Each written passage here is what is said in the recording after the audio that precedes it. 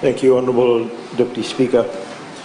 Honourable Deputy Speaker, while I have the floor, I must take this opportunity to say something with respect to a comment that was made by Honourable Dulaki Virata and informal settlements. Honourable Deputy Speaker, the statement was made with respect to the resettlement of squatters. It was referred to as a vote-buying exercise. Firstly, Honourable Deputy Speaker, this particular program of resettlement is a continuing program that was started post-elections. It hasn't just started now. So it's most definitely not a vote-buying exercise. And the level of care, Honourable Deputy Speaker, that the opposition shows towards the poor and needy leaves a lot to be desired, Honourable Deputy Speaker. Honourable Deputy Speaker, we care about the people of Fiji. We care about the poor and needy. And most of all, Honourable Deputy Speaker, we are merely, you don't care. Otherwise you wouldn't say such things. We do. Madam, Honourable Deputy Speaker, if I might point, only election time they care. Might I point out, Honourable Deputy Speaker, that we are merely also implementing what is a right, which is contained in section 35(1) of our Constitution, which is the right to housing, Honourable Deputy Speaker. And I'll read it for the sake of those that haven't read it. The state must take reasonable measures within its available resources to achieve the progressive realization of the right of every person to accessible and adequate housing and sanitation. That, Honourable Deputy Speaker, is not a vote-buying exercise. Honourable Deputy Speaker, we on this side of the House take great offence to such comments because the poor and needy to us mean a lot. They are all Fijians, Honourable Deputy Speaker. Honourable Deputy Speaker, thank you also for allowing me to take the opportunity to deliver this statement with respect to the industry, trade and tourism. Honourable Deputy Speaker, there was a Fijian Tourism Expo 27 that occurred just recently, and this particular statement is with respect to that, the business regulatory reforms, micro, small, medium enterprise development, the Belt and Road Forum that was attended by the Honourable Prime Minister himself, and the Trade and Investment Symposiums in China. The Fijian Tourism Expo, Honourable Deputy Speaker, is Fiji's premier tourism industry event. The Expo provides an opportunity for the Fijian tourism industry to showcase the best, and this event provided a cross-sectoral platform for partners in the tourism industry to engage directly with international buyers and travel trade media from our key markets. Honourable Deputy Speaker, this year the Expo was held over a 2-day period where international buyers and our travel media partners scheduled appointments to engage with the Fijian tourism industry. And this year marked the 4th consecutive year of the Expo, where 160 buyers and media from 21 countries such as Australia, New Zealand, Canada, US, China, India and the UK participated. The event was a great success with around 100 Fijian tourism operators exhibiting over the 2 days and facilitating more than 10,000 appointments, which was an outstanding achievement in itself and an increase of 12.7% compared to 2016. The program for the 2-day Expo, Honourable Deputy Speaker, was custom-made and prepared based on the feedback from participants in the past 3 Expos. It was kept compact to enhance the B2B opportunities and on-site experiences of our hospitality industry through familiarization trips and promoting a win-win situation for everyone that attended FTE. The platform also, Honourable Deputy Speaker, raises awareness on the sustainable practices and standards adopted by the operators in promoting sustainable tourism. And we will continue to use such platforms to promote sustainable practices and encourage our visitors to partner with us in protecting our pristine environment and the rich marine life which sets Fiji apart from other destinations around the world. Honourable Deputy Speaker, the inclusion of the Fijian crafted village within the FTE complements the government's efforts to grow the micro and small and medium enterprises and continue making this sector the backbone of our economy. And this year we had 16 artisans who were part of the Fijian crafted village, and they benefited through sales of their artifacts and received orders to the total tune of about $13,200 from companies such as Jack's Fijian and other operators or resort operators around the country. Honourable Deputy Speaker, I also must take this opportunity in anticipation of what may come from the other side. The success of FTE has been tremendous as compared to the previous Bula Fiji Tourism Exchange, which was run by the private sector, where Tourism Fiji did not get the exposure and the mileage that was needed. And Fiji also withdrew from the BFTE due to governance issues and lack of accountability, besides the fact that BFT ran contrary to the interest in the well-being of the Fijian tourism industry.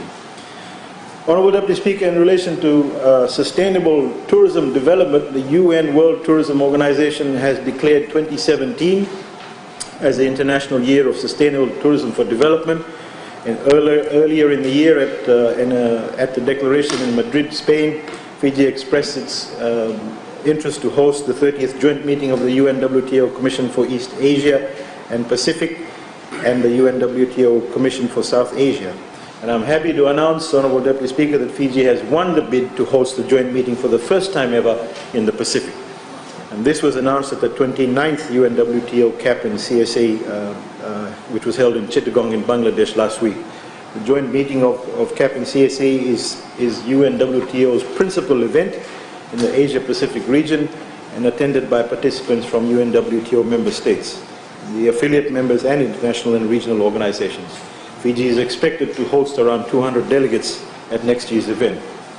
Honourable Deputy Speaker, the Fijian government is focused on improving the livelihoods of the grassroots communities, such as the artisans, of whom I mentioned earlier, and this is just a small part of government's overall concerted effort to develop the micro and small medium enterprises.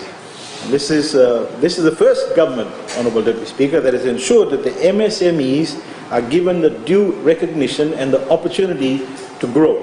In this regard, the Ministry is well on its way to instituting the overarching MSME framework to effectively guide the coordination and implementation of MSME development initiatives. For instance, the Ministry has actually strengthened the synergies between the programs such as the MSBG grant, the IHRDP, and the Northern Development Program. I had stated earlier, Honourable Deputy Speaker, that the success and the importance of the MSBG has been recognized by international governments.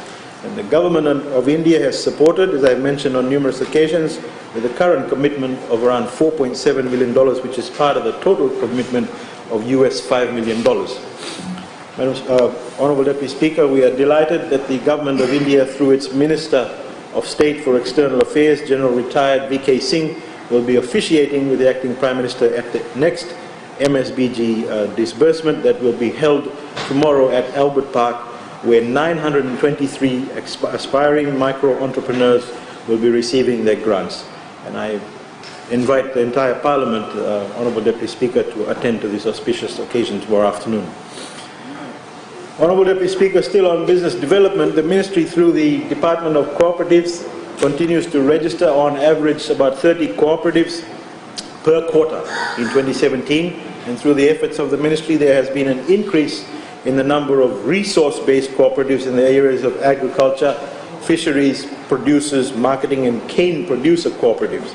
To date, around 21 cane producer cooperatives have secured mechanical harvesters to improve their operations, and this was made possible through government funding managed by the Ministry of Sugar in partnership with the FDB. The cooperative business model will be used by the Ministry of Sugar to implement more new economic projects for sugarcane farming clusters that will be formalized and registered as formal cooperatives. Honourable Deputy Speaker, this is overcoming lack of economies of scale and instilling business entrepreneurship in these farmers through provision of business development services by the Ministry.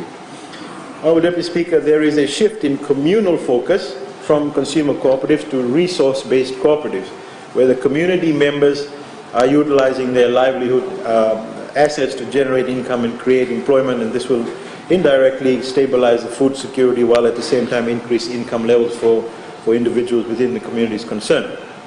The multiplier effect, obviously, Honourable Deputy Speaker, is that when each individual in the community is economically strong, then the settlement, the Vanua, the Tikina, the province, the divisions and the nation will be economically strong.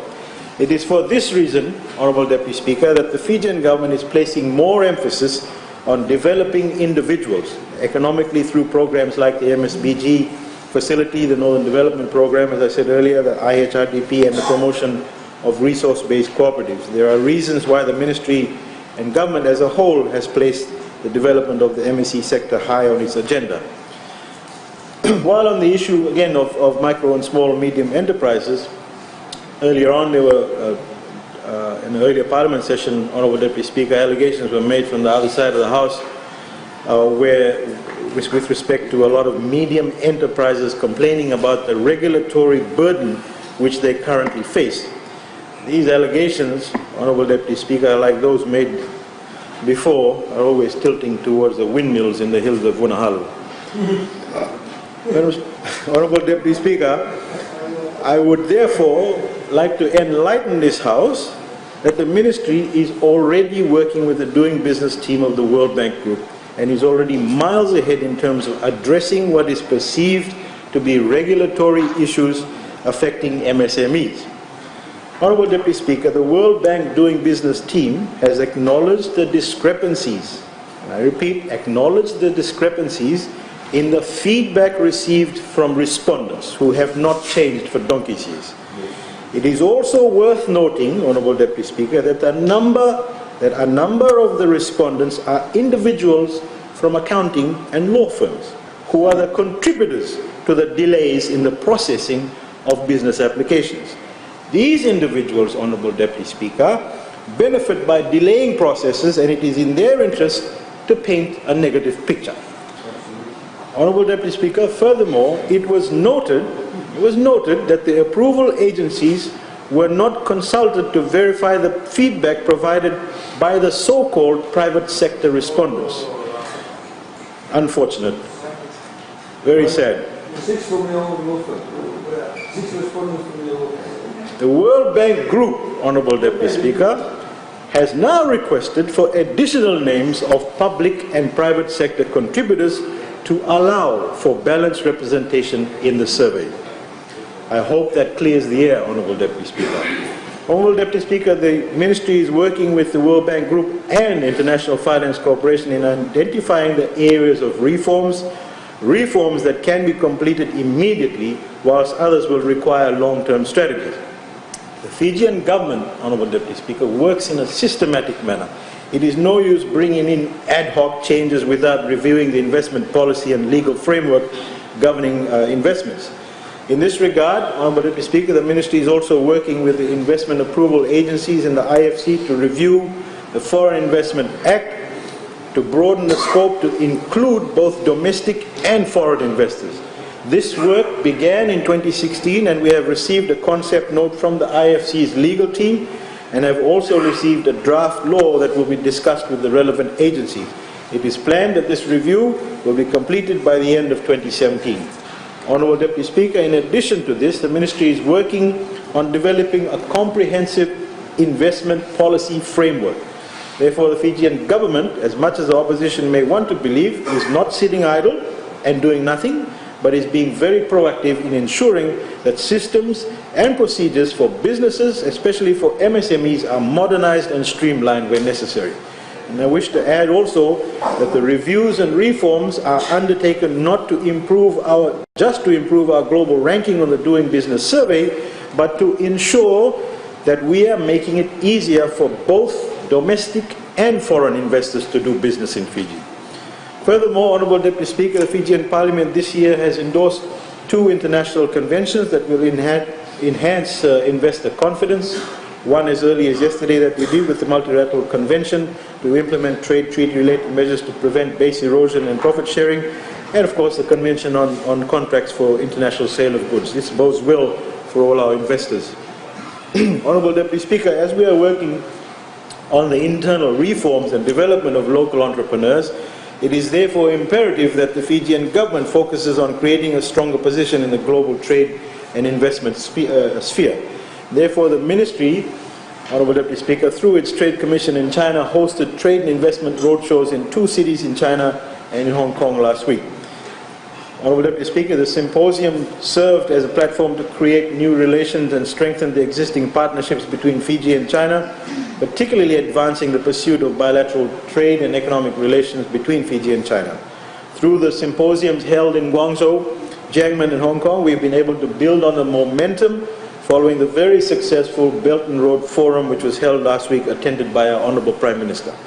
The forum provided a platform to promote open development and encourage the building of systems of fair and reasonable and transparent global trade and investment rules. Honourable Deputy Speaker, the forum brought together about 29 heads of state and government representatives from more than 130 countries and 70 international organizations. Our Honourable Prime Minister was the only Pacific Island country leader who was present at the Belt and Road Forum, and this simply indicates the importance that the Chinese government places on Fiji as a trade partner. Hence, Fiji, as the communication, logistics, transportation and trade hub of the Pacific, is a key link in the Belt and Road's Maritime Silk Road strategy. The Chinese government, Honourable Deputy Speaker, has committed $124 billion to this particular initiative, and this scale of broad partnerships and investments along what is termed as the Silk Road, or the new trading path that China is trying to create, is unprecedented. Furthermore, Honourable Deputy Speaker, the inclusion of the Chinese private sector in this initiative provides confidence to the countries that the private sector investor is backed by the government of China.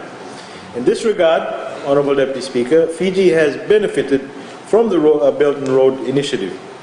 An increased exposure in the Chinese market has resulted in a 500% increase in investments from Chinese investors in the past 6 years, and these investments are given the seal of approval by the Chinese government. In the next year, a number of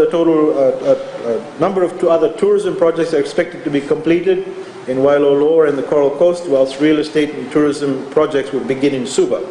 There has been interest from Chinese investors in infrastructure developments, IT, tourism and related industries, energy, electrification projects, and investment in high-end designer stores, to name a few. Honourable Deputy Speaker, during the Belt and Road Forum and the trade investment seminars, a number of trade and investment related memorandums of understanding and agreements were signed, which included the establishment of sister city relations between Lautoka and Jiangmen cities. Also an MOU between China Council for Promotion of International Trade and the Ministry of Industry, Trade and Tourism, an agreement establishing China-Fiji Trade and Economic Cooperation Commission. These MOUs, Honourable Deputy Speaker, and agreements allow for increased cooperation, not just the two governments, but also at business-to-business level. With that, I thank you for allowing me to take the floor, Honourable Deputy Speaker. Thank you, Honourable Minister. Now call on the Leader of Opposition or Designate. Thank you, Honourable Deputy Speaker. I rise to reply to the ministerial statement by the Honourable Minister on behalf of the opposition.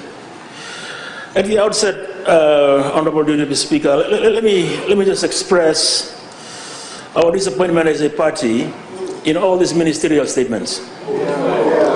They are becoming monologues, people speaking colloquies, repeating title lines, when we should be working on something more definitive. People need to know. Let me just give you an example of what parliamentary good practice is. Honourable Deputy Speaker, with the SDL governments, there was a legislative committee that ensured that the government brought 4 bills to Parliament on every sitting. 4 bills.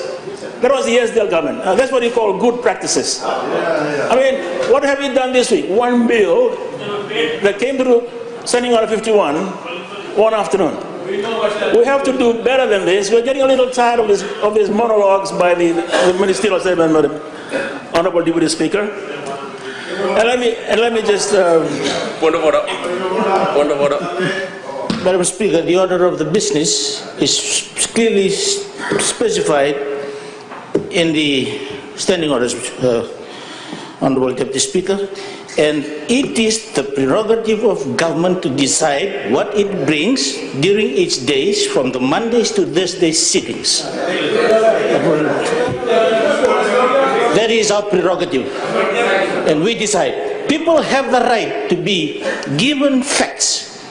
People have the right to be updated with the programs and activities of government.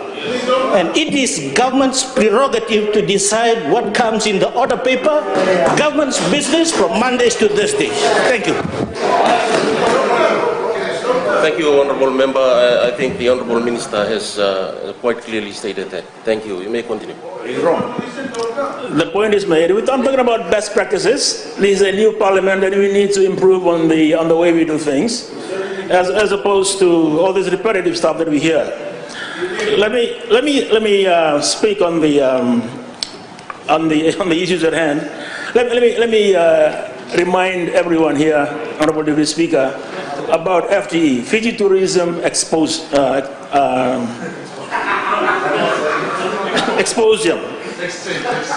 Exchange. Now, this is one of the most unique trade shows in the South Pacific. It is now part of the calendar of all the buyers in the Northern Hemisphere and in the Southern Hemisphere. Now, Honourable Deputy Speaker, as you know, buyers are people who come and buy products in Fiji. We in Fiji, we are the sellers. It is now in that calendar. It's very hard for a buyer to put in their calendar a program to visit any part of the world, as there are road shows, trade shows all over the world. For Fiji to have that in the calendar each year is quite an achievement. And that was done long before anyone dreamt of Fiji First. Long before anyone dreamt of Fiji First. It was done by the other governments. It is more than 20 years old. It is more than 20 years old that people have come to Fiji as it used to be known as BFTE. He'll remember that. He'll remember. He's a hotelier. He knows that. It did not happen yesterday. Fiji was only born yesterday. This one has been there for a long time. So let's always remember that. Let's remember that. There. Now, Honourable Deputy Speaker, we used to hub here. We used to bring in the South Pacific Island countries to be part of this. Soon after the exposium, the exchange in Nandi, 1 week later they had one in Sydney, the South Pacific Islanders. I mean, that was sad because before we used to do it together. And there was this extravaganza in Sydney, all the culture of the South Pacific, in Sydney for the other buyers. Imagine if we continue to do that together and bring hub here, and bring back, the exchange plus the South Pacific Tourism Festival of Arts used to have in the past. We could have done an extravaganza here, but for the short-sightedness of the government, who listen to expatriates. Believe you me, when I was CEO of this thing, the expatriate said, "Can we keep the islanders away?" I said, "No way. These are our neighbors. We are together in this. We promote the South Pacific." I think I have 3 more minutes to go. We should have one day on this thing. Not listen to the expatriate to say, push the neighbors away. And while we are at it, all the time I have, can I ask the Minister to look into this? Why is this? Why was that the global ad agency, the global social media agency, the global website agency costing $230,000 that was put together by the Fiji First a couple of years ago has now been cancelled? This is why I said the other day that the books of Tourism Fiji should be audited by the Auditor General so that we can ask questions like this. I haven't seen it come here. It is done by Coopers and Libran. Madam Honourable Deputy Speaker, tourism should go back to what Ratu Mara said in 1980, tourism on our terms. I think Fiji First has surrendered tourism to outsiders. We no longer have a say in our tourism. And that is a very, very sad, very sad state of affairs. Deputy Speaker, we should develop our own people. We used to have them, but Fiji First got rid of them. Thank you. Thank you. Honourable Member. And I'll follow up from the leader of NFP. Thank you, Mr. Deputy Speaker, and I want to thank the Minister for his statement. Let me just respond to the Leader of Government Business on his point of order before I say a little bit more on what the Minister said. Yes, it's government's prerogative to bring things from Monday to Friday, but it's also the responsibility of the opposition to hold you to account for what you bring here and what you say in this parliament. So let's not confuse that. No, let's not confuse that. On the minister's opening statement about the fact that it's only the other side which cares about the people. Far from the truth, Honourable Deputy Speaker. Let me repeat what I said the other day. Sometimes there is a difference between good politics and good policy. This government on many occasions is about good politics, not about good policy. This is what they need to understand, and it's our responsibility to actually review those policies and hold the government to account for those policies. So let's not be carried away that government is not playing politics or government is not campaigning. Most governments do that when they are in government. They play politics rather than good policy. And sometimes, Honourable Deputy Speaker, good policy is not good politics for them. Good policy is not good politics for them, That is why they don't like when we say, this is not a policy. This is very important, Honourable Deputy Speaker, for our colleagues on the other side to understand. Let me talk about the Expo. Honourable Deputy Speaker, we support government ministers attending forums, investment, whatever it might be. That's good for Fiji. They need to be there. They need to present our case. Let me also talk about Tourism Expo. I think the Honourable Minister must also always remind the people of this country that the taxpayers actually fund the marketing for tourism in this country. We put in $36 million in the last budget. We spent $9 million on golf. These are all designed to promote tourism. So let's look at the trade-off as well. I mean, we've said here in this house many times that sometimes, again, it could be just good politics. It's not good policy. Because, when we say, we want more money for dialysis, and we say, what are you allocating for golf and tourism marketing, we're actually looking at policy. We're looking at the benefit to the people of this country. So I find it actually quite unreasonable for the Honourable Minister to come out and start his ministerial statement by saying that we on this side don't care about the people. So let me just make one last point, Honourable Deputy Speaker, and that is about the business regulatory reform. I think the Minister kind of admitted, and I said yesterday that the World Bank ranking, we were 34 in 2006, we are now down to 97. And I think it does point out that there is a need for regulatory reform, and the Honourable Attorney General himself yesterday said that there are issues within different ministries, coordination, cohesion, so that we can look at those reforms and make sure that they are not barriers even to those at the micro level, who are trying to get into business and make their living. So, Honourable Deputy Speaker, I think it's important for government to understand some of these things and accept that there are flaws in policies that they put out. And it's incumbent upon governments, any government, when they put out policy, to periodically review, monitor, and if there is a need, to push back and relook at the design and the implementation of policies. Thank you, Honourable Deputy Speaker. Thank you, Honourable Member.